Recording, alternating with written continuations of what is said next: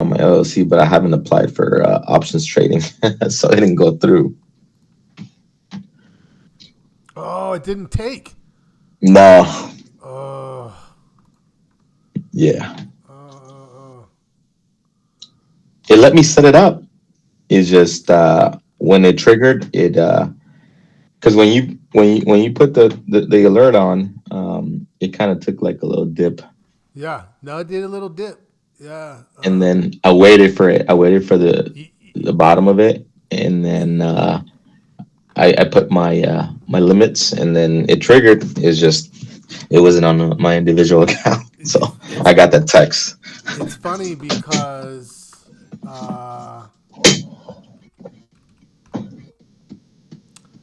that little dip, I was like on just I'm like, and I'm still was like, should I? I was thinking anticipatory about PLTR because I love trading PLTR, and this thing just looks like it's ready. Looked good early in the day and then pulled back, but I still am like, so this. It it matched the 2 minute, the 5 minute, and the 15 minute. The stochastic um, pinched. Yeah. So I remember when with Glenn, he talks about that when he day trades. Yeah. So I was like, okay, this is the entrance. Well, it's so funny because I mean I've got it all set up, ready to get into my and I'm like I might just throw it out there after the first 20 tomorrow because I mean this one you can see it looks good still. Had a nice looking setup. I think I built it a good amount of the way. Um, yeah. Um, yeah, we could even talk through that. Let me just go ahead and go formal on this real quickly to get everyone Yep. here. Yeah, good evening, everyone, and welcome out to the working sessions.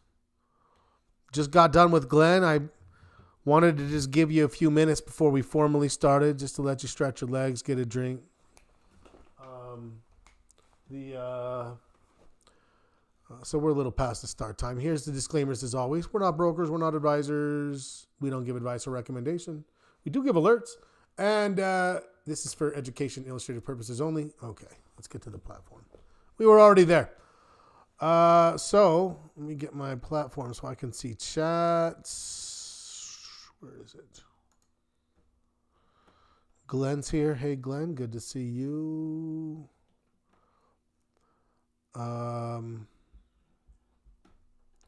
Yeah, it's probably easy if we just leave it on chat, but here we go. Good evening, Kevin. Good to see you, sir. Good evening, Lee. Steven. Okay. Steven took the anticipatory trade on PLTR. It's funny because it does have elevated volatility. So bull put spread makes sense. Out of the money, 70, 65, 70, 68, something like that. What are your strikes and what's your expiration? Is that a January? It's an interesting thing. So let's start with this because this is the open session. Glenn does an amazing job answering and fielding any and all beginner questions. Here, the gates open and we say anything goes. So bull put spread, we're talking credit spread. We're talking something that benefits from time decay. And as such, people think, oh, well, then I want the time to decay fast. I want to be, so I can go December. But if you actually go through and build, we can even maybe, if we have time, look at that. If you go through and you build the credit spread and you look at a December versus a January, you're going to even though you might have a faster theta, you can't isolate Greeks. They don't work in a vacuum. So you might have done a good job at increasing your theta on the December trade relative to the January trade, but you're sacrificing something, right? That's the point. You'll hear me say, understand your pawns. And what I mean by that is you are sacrificing something somewhere. Oh, you can't see my screen? Oh, shit. I thought it was up already, my guys. Sorry about that. Sorry, thank you for that. I appreciate it, Lee. Okay, so you can't as I was saying, and I didn't have anything up anyway. This is just general, but here's my chart, so you can at least see why I like PLTR. But the what I was saying was the you can't isolate theta. So if you're like, oh, I have better theta, you're gonna sacrifice something. Gamma, vega, delta, you're giving back something. So if all you do is look at one Greek, it's a very limited perspective. The Greeks themselves are a limited perspective, right? So, sorry, give me 1 second here. The Greeks themselves are limited because they're a snapshot in time, and they're not dynamic.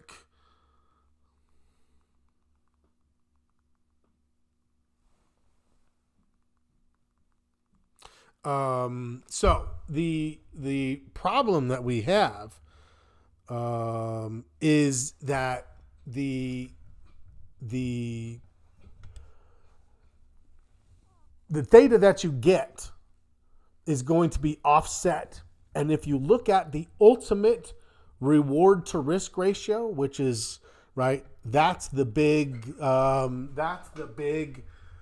at the end of the day, when we're evaluating, that's the big thing that we're evaluating, right? We're standardizing our risk. And then we're saying, what's going to give me the best bang for my buck?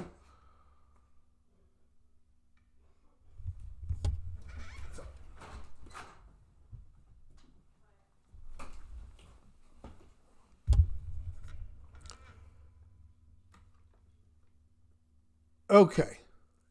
Sorry about that.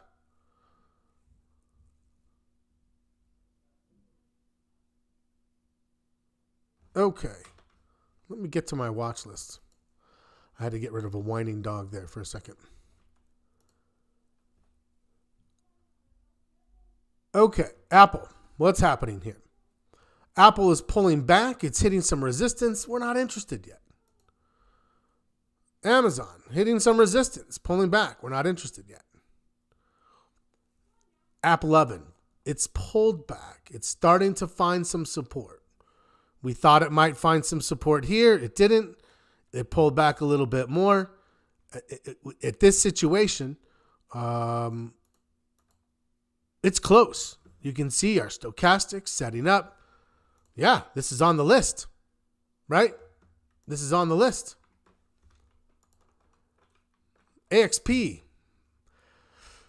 I'm not sure. I've got some financials on, which I'm looking to see if they're going to recover.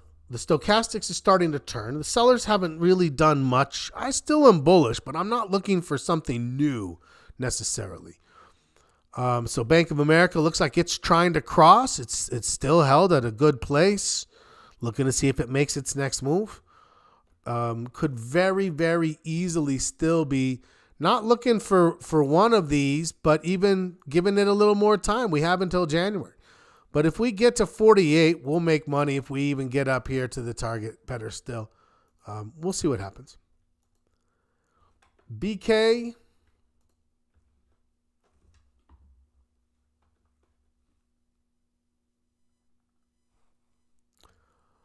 I mean, I say no more financials, but right now,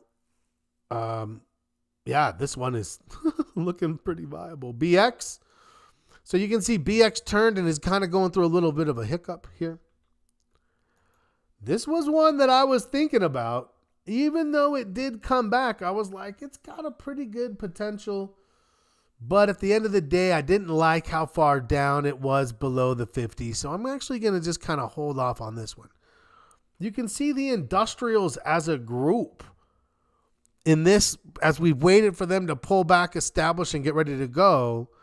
These have really turned into more of a sell-off all of a sudden. And we're like, huh. So I don't know. You guys tell me what you think. Maybe it's just the industrials we're watching. Actually, let's pause for a second. Let's take a look at XLI. And you can see it's We were looking for the higher low to establish itself through here. And at this point, we have a same low. You can see we don't draw lines. We think of zones. So if this is my zone, we're still in that zone on this side. We're at the 50, a little below the 50. What's another problem with today? Above average volume. A lot? No. Enough for us to notice? We notice at 5%. 6.5 million, we're at 7. So not quite 5. So maybe not. Fair enough.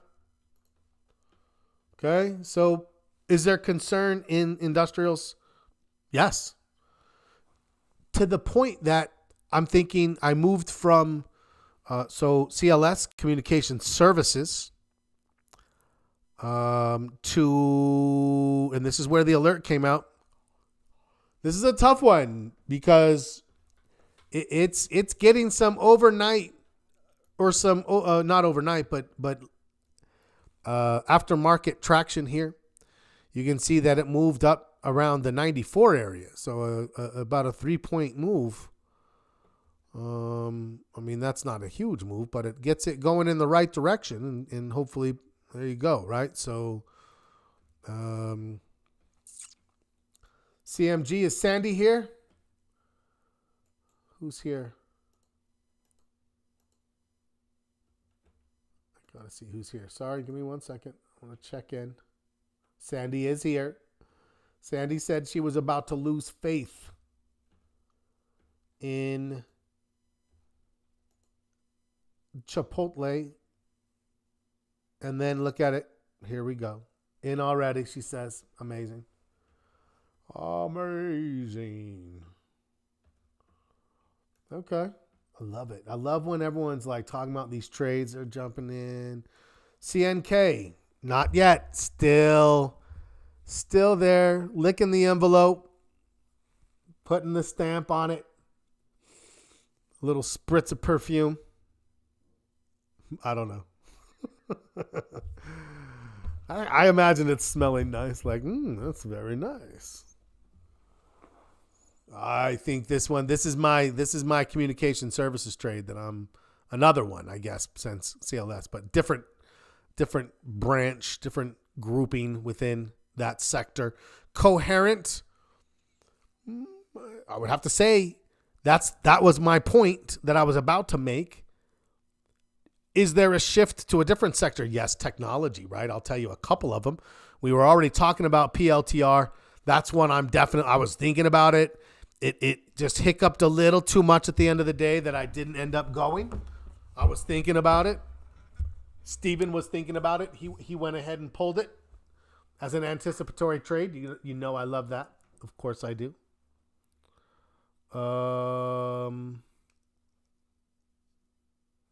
What else?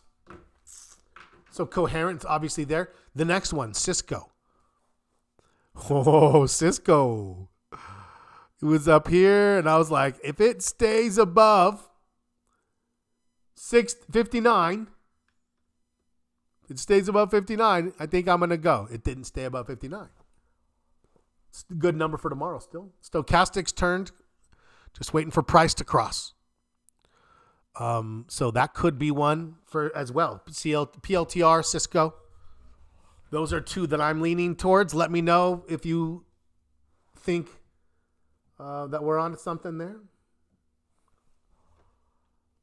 DAL. Weird little hiccup here. So yeah. DIA. The Dow looks strong. Does it look defensively strong or does it look bullishly strong? To me, bullishly strong. If you have a counterpoint, not only am I open to it, I'm actively asking you to give it to us. If it doesn't look strong, why not? And even as I say that to myself, I think, well, wait a second. Now, this is not ours. We'll see SPY, but on the Dow, do we have a concern today? Is it much of a concern? I mean, honestly, we're still above the 50. So anytime we pull back, and it's still a higher low. So no, that's not a concern because this is all still a higher low, still bouncing off the 50, still bullish. But we did have sellers today. Did we have enough to market if we were counting it? Average volume is 3.2 million. We got 3.58. 3.2 plus 3.2, 3.52. Yes, that's above 10%. Am I phased by that? No. Nope. No concern. DocuSign. Okay. We said let's wait for the dust to settle. Have a conversation. The dust is settling. Each day the sellers are losing steam. This thing hasn't even come close to filling the gap. It's barely entered the gap. I would say that whatever this next trade is, even if I just go for that, that's 95 to 107. That's 12 points. That's a great looking move. Just that alone. Where it's just like, hey, is that thing going to make another run up? We'll see. I'm thinking about that. DocuSign, communication services, Fastenal. It's holding the 50. The problem is, just like a lot of industrials, it just keeps kind of easing down. Now it's sitting on top of the 50. Fiserv, I think we have better. I'll keep watching it because I think it does have some pretty strong potential. But I feel a little bit like this is in a consolidation and I need to see it get into this gap. If it gets to there, great. But at least into the gap and then pull back, higher low. Then I would feel better about that, right? If you notice here, sideways, we broke up. And even if you waited all the way to here because of earnings, let's call that the higher low.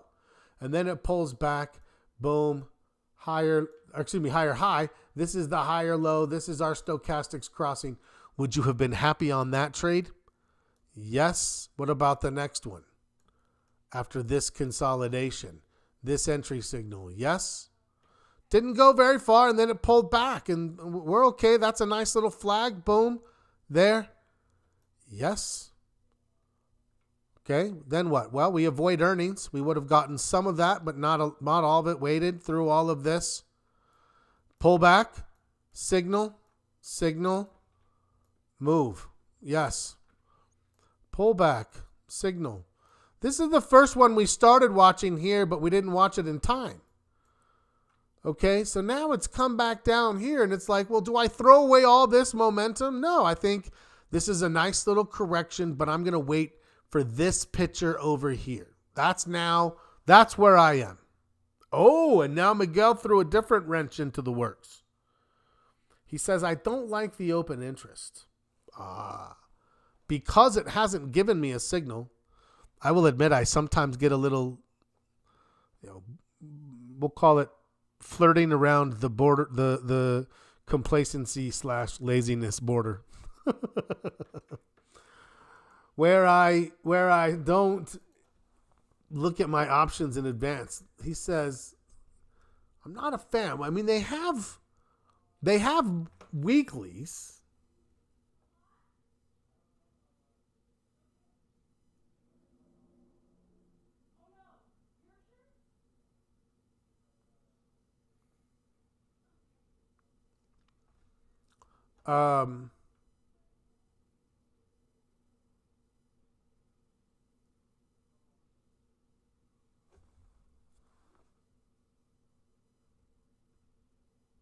Okay, let's see.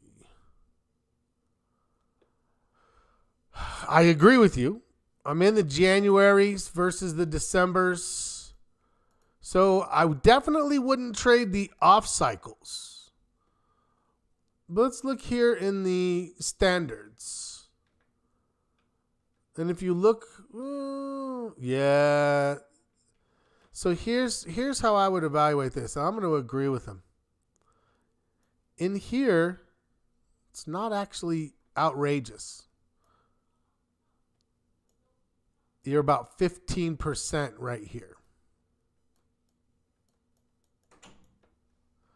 right? Then you're only like 10% here. You're thinking, Scott, 10%, that's within the realm. I could probably even split that a little bit, and you're probably right. They'd come down to 360, and right? And that gets you an opportunity. But then when you move here, so if it made a move like you're looking for, I go from being out of the money to in the money. What happens? When you're out of the money, they're like, yeah, pretty good. But when you're at the money or in the money, now I'm looking, well, that's actually 10%. $1.30, 10%.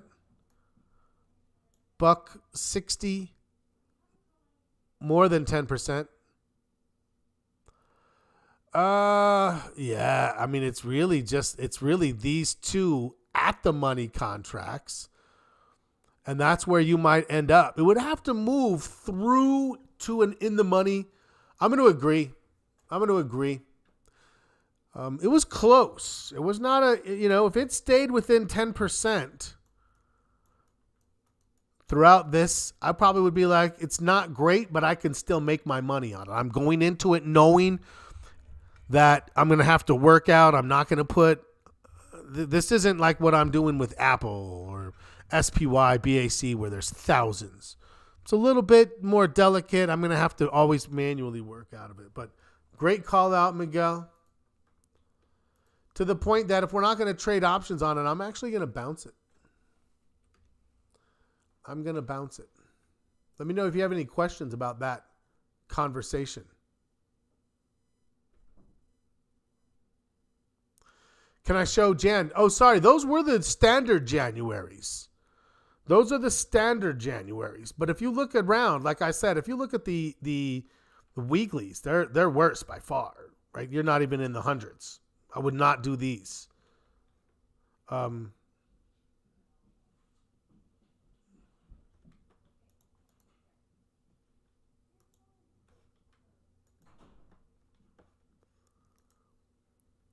GBTC. Yeah, not much. GE Vernova, a little bit of a pullback. So what does the open interest have to do with it? Sandy asked. Great question. Open interest helps us understand the depth of the market. So what is the potential, or what does the market see as the potential for business? If there's something that has 100 contracts, and then you look at the next month and there's 100 contracts and the next 100 at any given strike price, most likely they're not going to have weeklies. Why? Because there's not enough business. The depth isn't there. So is there money to be made? Yeah, someone will do it. If someone's willing to buy the options, someone else is willing to sell them. But what does that mean? If there's no depth, it means there's no competition.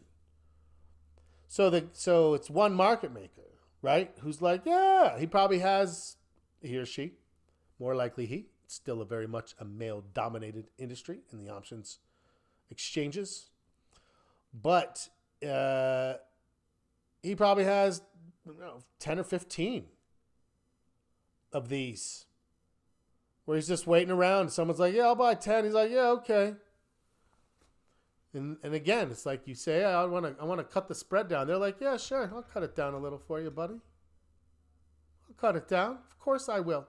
Come on in to this party of mine. And then you come in, and the door shuts, and then you hear it lock behind you. And you're like, oh, shit, what have I done?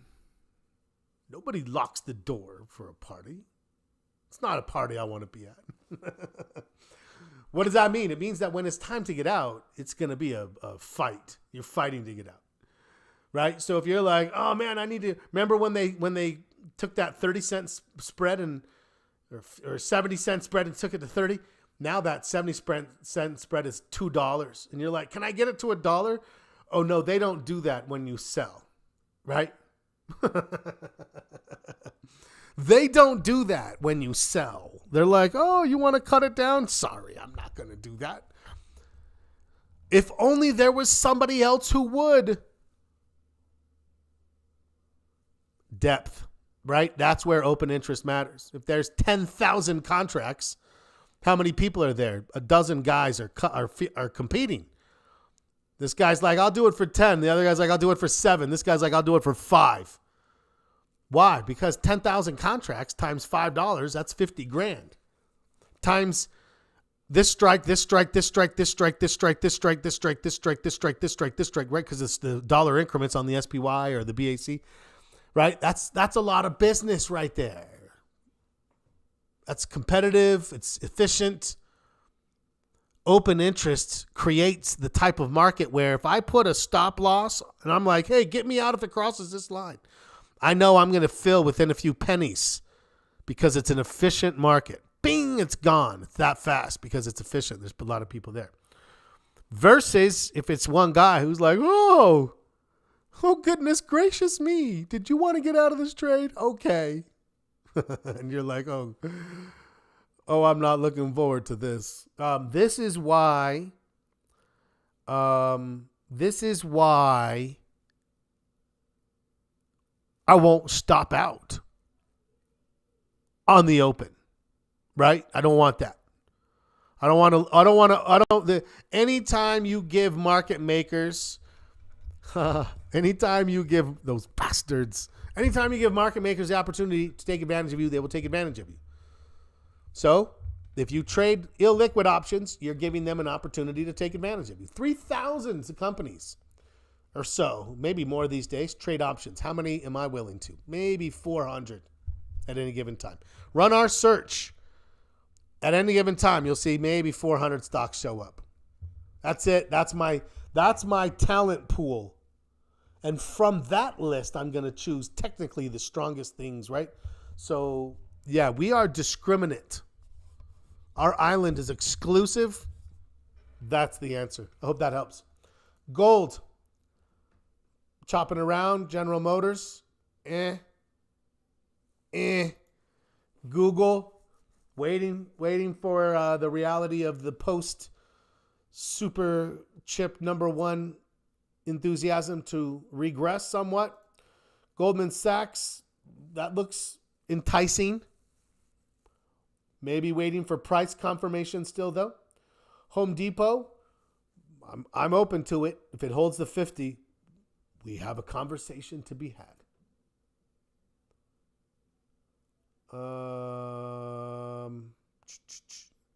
Boy, I'll tell you what, we were thinking about this one on the price, but waiting. And now all of a sudden, as it starts to pinch, the price has changed its mind. Hey, it's just a consolidation. Nothing is certain. Let's just be open, relax, and watch the price. IBM. That's a conversation that you could have as a valid entry. You want to be a little bit more conservative. Wait for, and what do I have here? I've got the handle in my cup and handle. Wait for your Heiken Ashi. Take it, set the stop. I'm definitely thinking about that. Definitely.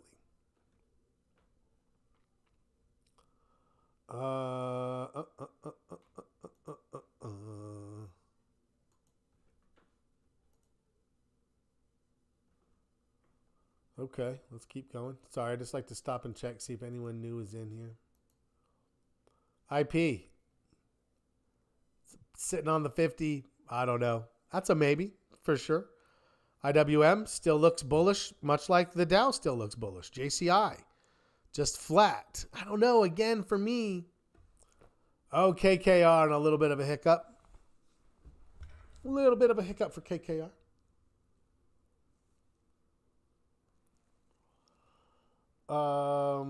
Every time Prest wants me to explain Goldman Sachs. So, for me, even though this is a little bit longer down, that's still a classic setup to me. That's not a flag, right? That's not a flag. But this is definitely still a textbook pullback. Remember, we start with, we're like, what do we have? Well, we have a bullish move, new high, good trend. Or excuse me, good sector, right? Financials, good sector. So I have my higher high. And now what? Now the sellers. So the selling cycle started here, here, and the sellers did what? Let's start with that. They took it from 613 down to 585. 613, 585, divided by 613. That is 4.5%. That is a pullback, a consolidation. It's not a correction. It's well above the 50 still, right? Well above the 50 still. I did have one little blip in volume right here, but it's corrected itself now, holding this support above the 50. Stochastics making the turn. Only thing that didn't happen is it didn't take that price out, where it's like maybe a little bit more price. And then what? Then I'm going to look for that. That's it. Nothing more, nothing less. They're to me it's still clean. It's still a clean pattern. It's not a bull flag, right? It's not this, but remember we say this sometimes turns into this. And that's what I would characterize that one as right there. But here's what I would say. Press. You might decide, I don't like that as much. You might say, we're in a 7 market. I'm just going to be on parade hunt, looking for flag after flag after flag. Well, happy hunting, my friend. You find as many of those flags as you can. I love flags. I'm not gonna dissuade that. That's a great philosophy. But I also don't want you to think that I'm violating our core philosophy of find a bull market, buy the dip. It's just how much leeway are we giving our dips? Awesome. I'm glad that was helpful, my friend, and I'm glad you're always willing to ask. Okay, 10 minutes. Let's get through this watch list. You know where I'm leaning already. Cisco and PLTR are my two that I'm like, those are looking tempting. Home Depot's looking tempting. I mean, not yet, not for tomorrow, right? Tempting as in, as long as this thing holds and then turns, I've got my new high, I've got my higher low, I've got my stochastics making that turn, and I've got everything I need to look at the next trade. And it's moving me into other areas. I think consumer discretionary has some good momentum. I want to take advantage of it.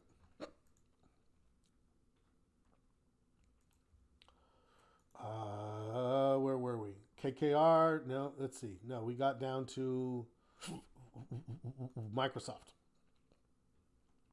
Need a pullback, but I love the fact that Apple, Meta, Google, Microsoft have broken out of their sideways patterns.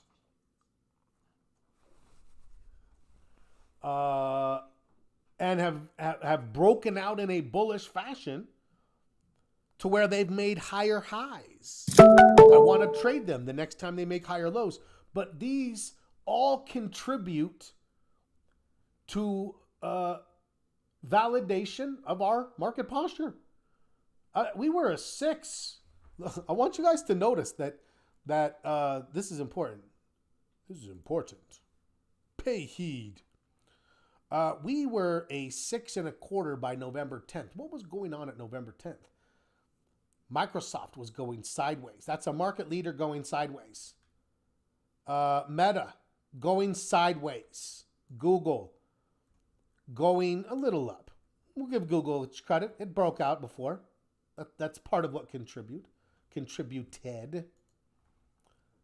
Apple sideways. What's happened? We saw it at a 6. And what's happened since then? These 4 behemoth tech leaders have now broken out bullishly, made higher highs. That absolutely brings validation and additional support to our overall posture on the market. That's part of why I like that so much. So, okay, let's finish this out before we run out of time. Netflix, we need a pullback. That just hasn't given me even a flag. Nvidia, it's kind of sideways. You can decide if you think there's a trade developing on that bounce, but I think we have better things developing in the bullish arena of technology, including here. That's a flag. That's a pullback pattern that I could sink my teeth into. We did it last time and it paid off magnificently. PayPal, I don't know. Maybe. Still in its consolidation. Maybe has some more to go. QQQ looks bullish. Could pull back. Could just break out. Roblox, kind of that same thing. Reddit, that same kind of a thing. God, that looks like to me, this looks like a pennant. Yes? We had that same kind of a thing here.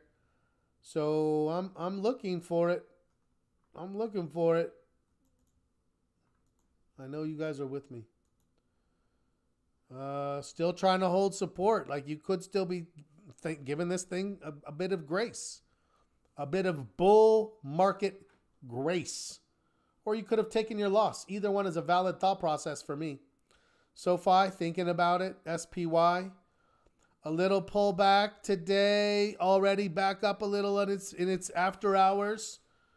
As I said to you, what are we doing with this trade? You can go trace this thing back. This is our calendar spread that turned into a double calendar. If you're in the single calendar, you'd probably want to be, well, I don't know, maybe you could write it out. Let me look at it. Here's the single here. And here is today. Yeah, you could probably, you don't want this to get outside of this area here, but I mean, this thing's making $400 for you now. That's a great trade. You could take it. We're actually, this says we're down, but I don't think we are, but maybe it's down a little bit. It's going to catch up very quickly going into next week. Yeah, I actually feel like I feel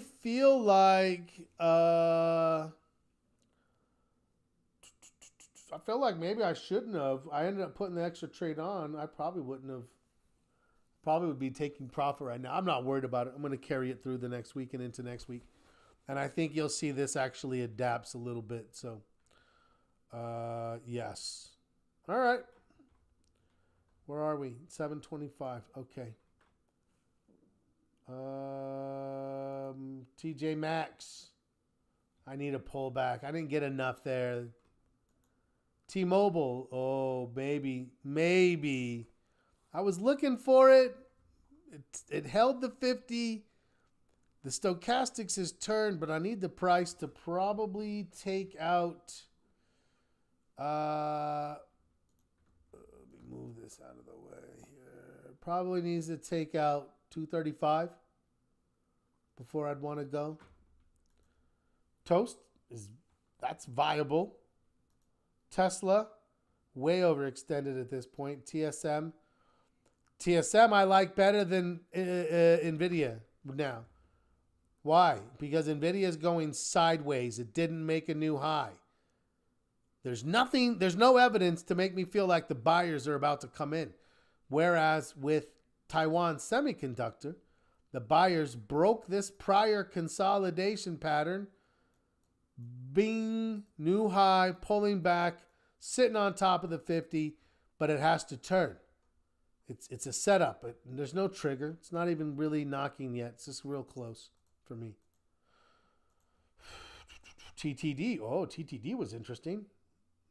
That's very interesting for tomorrow. That's a financial trade that has my curiosity piqued. I think you'd probably agree. Twilio as well. Upwork, I don't know. Looks like it's pulling back. The dollar just keeps getting stronger, you guys. The VIX just looks very low. We're in the 13s. I'm not concerned.